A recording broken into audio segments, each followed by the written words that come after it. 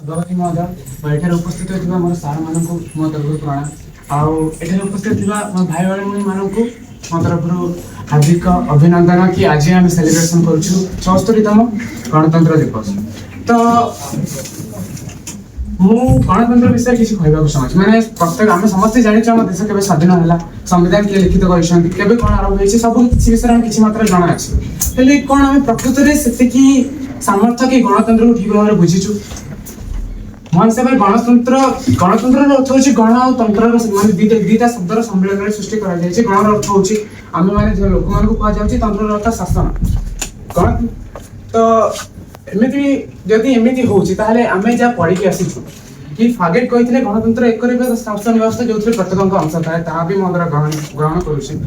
Abraham Lincoln कहते गणतंत्र हूँ लोक मान द्वारा लोक मान एक शासन व्यवस्था ता भी ग्रहण किंतु राजनीति विज्ञान जनक अरिस्टोटल एमती कहीं कहले गणतंत्र हूँ एक बहु लोक द्वारा प्रचलित एक मंद विकृष्ट भ्रष्ट शासन व्यवस्था। सेमिति आमर फागेट भी कहते गणतंत्र हूँ लोक अयोग्य लोक मान एक शासन व्यवस्था कौन होता है। तो एम दृष्टिकोण एमती कौन देखागला जे जिनसा खराब लगे आ किसी लोग